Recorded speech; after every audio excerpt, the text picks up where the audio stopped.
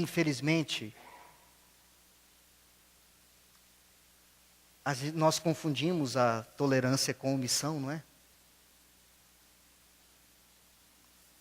E quando nós confundimos a tolerância com a omissão, aí o evangelho vai sendo subtraído ou adicionado, o evangelho vai sendo modificado, e a gente nem percebe.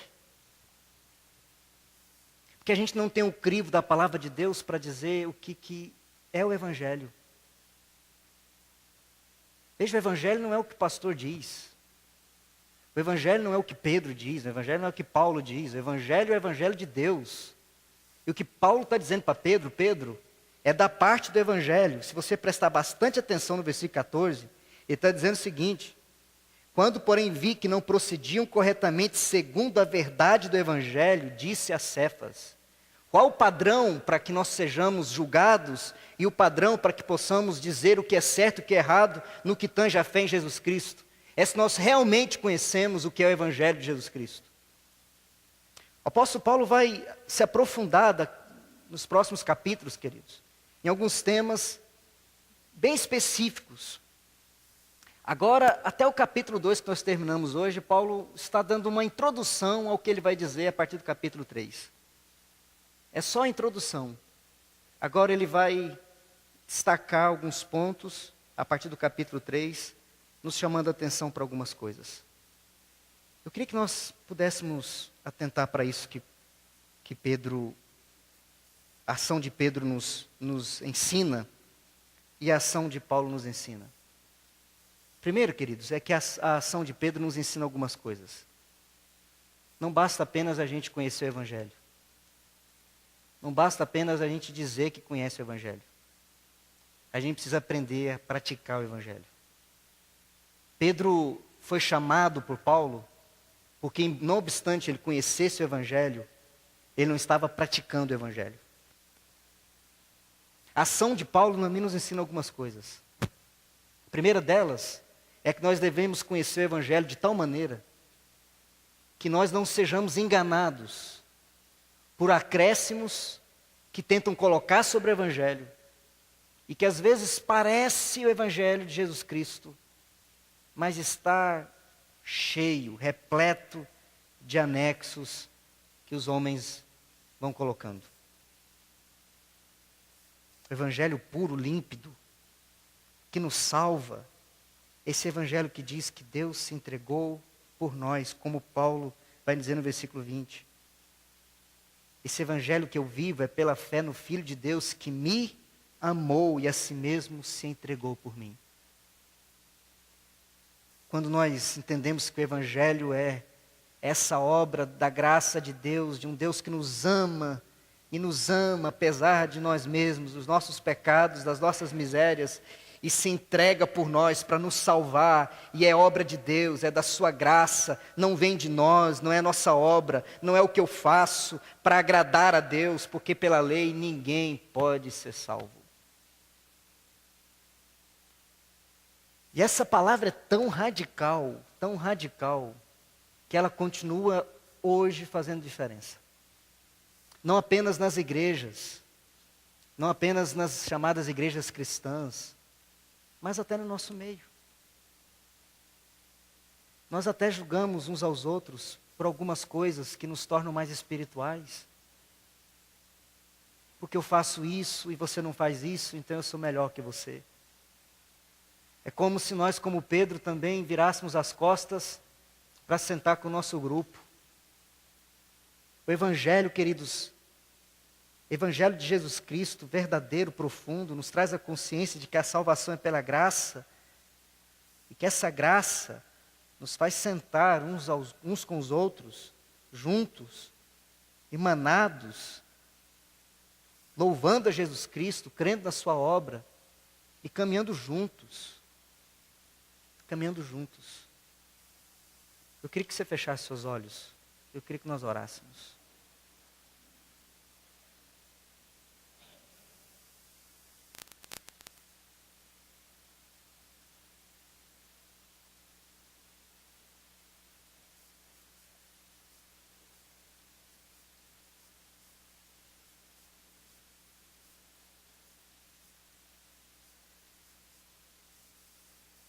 Será que nós podemos olhar para o nosso próprio coração e perceber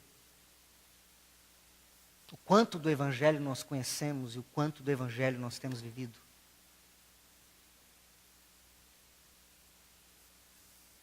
Sabe, amados,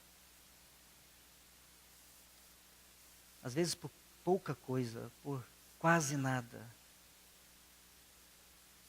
nós deixamos de viver a expressão mais linda do Evangelho, que é a vida em comunhão, a vida da unidade em Cristo, em que podemos ser bênçãos uns para os outros, porque nos colocamos na condição, ou nos colocamos na condição de mais santos, mais perfeitos, mais justificados, como se isso pudesse acontecer. Ou às vezes é um proposto.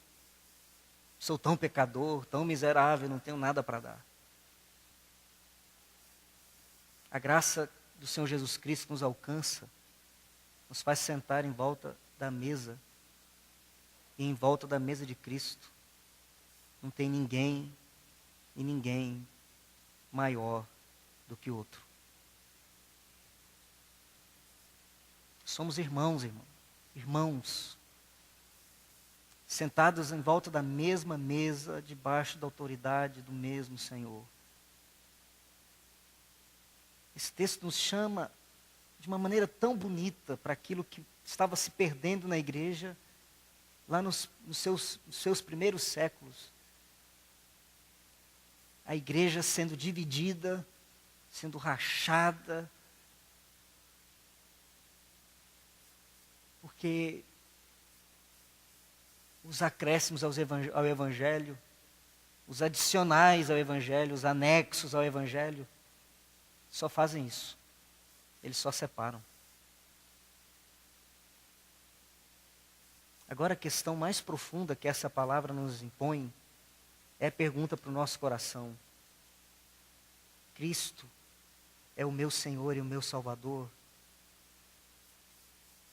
Cristo é o dono da minha vida porque eu creio que Ele morreu naquela cruz por mim, e agora o viver que eu tenho nessa carne, nessa vida, no meu dia a dia, não apenas no domingo, mas na segunda, na terça, na quarta, na quinta, na sexta, no sábado e também no domingo. Esse Senhor Jesus Cristo é o Senhor da minha vida. Ele que controla a minha vida, Ele que controla os meus passos, Ele é verdadeiramente Senhor da minha história. Amados, não brinquemos com Deus. Muito menos brinquemos com o Evangelho da graça que nos foi dado, porque ele é poder de Deus para a nossa salvação. Nós não podemos sair daqui essa noite, queridos, em nome de Jesus. Essa é uma exortação para o seu coração e para o meu coração. Nós não podemos sair daqui essa noite sem olhar para o nosso coração e dizer: eu morri em Cristo.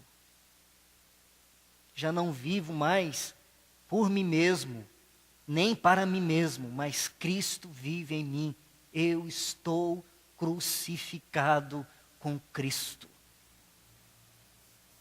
Esse viver que agora tenho, eu vivo pela fé naquele que me amou e se entregou por mim. Você pode dizer isso no seu coração? Se você puder fazer essa oração no seu coração, eu posso dizer para você, nas palavras do Evangelho: bem-aventurado é você. Senhor, eis-nos aqui na tua presença. Ó Deus eterno, não nos faça surdos à tua palavra, nem cegos à verdade do teu Evangelho, que somente Ele pode nos salvar dessas nossas incoerências.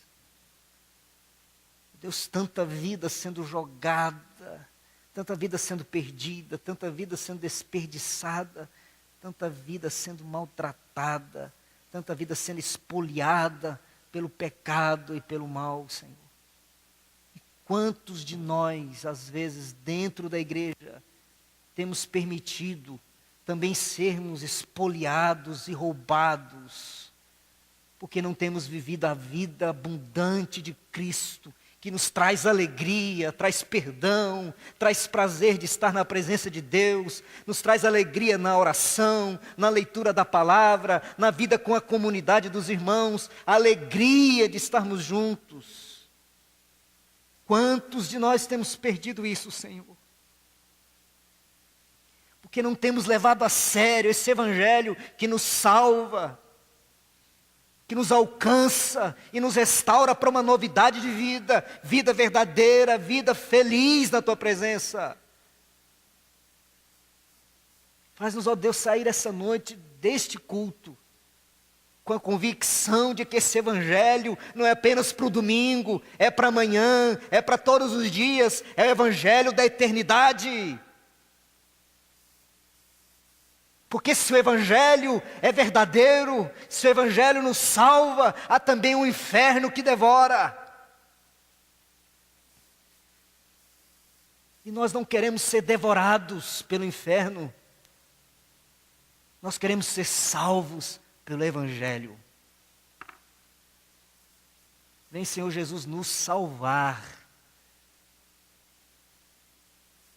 Venha, Senhor Jesus, nos trazer a convicção da nossa salvação, para que a igreja, corpo de Cristo, unidade do Evangelho em Cristo, não seja para nós brincadeira de domingo, Senhor. Traz-nos amor à Tua palavra e amor à Tua presença. Renova, Senhor, em nós, pelo Teu Espírito, esse desejo, esse anseio pela Tua presença de poder e de graça, e que as lágrimas caiam do nosso rosto, dos nossos olhos, com mais frequência, pelo fervor e pelo tremor da Tua presença. Assim como a gratidão, o louvor, a alegria também sejam frequentes no nosso coração. Que nos reunir seja algo que nos motive, que nos alegre, que nos mova, que nos faça viver e nos mover na alegria do Teu Espírito Santo, Senhor. Precisamos de um avivamento no nosso coração. Um avivamento que nos traga amor à Tua palavra, amor à vida de oração, amor à vida de comunhão, que nos traga perdão, para não vivermos na amargura. Oh Deus, eis-nos aqui na Tua presença essa noite e faz um milagre em nós, nessa igreja. Faz um milagre no nosso coração, Senhor.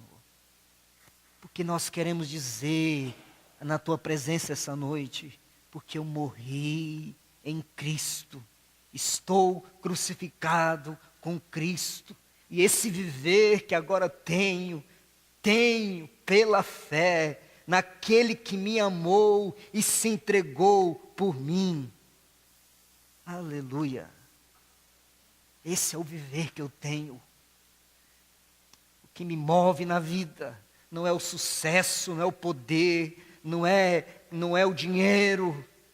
O que me move na vida é a Tua presença em mim. Porque o dinheiro não me traz salvação. Porque o sucesso, o concurso público, ou quer que for que eu possa achar que me fará melhor, não me trará aquilo que só o Senhor pode fazer. Nos cure também, Senhor, disso. Porque estamos perdidos às vezes em nós mesmos. Faz um milagre em nossa vida, eu te peço em nome de Jesus. Amém, Senhor.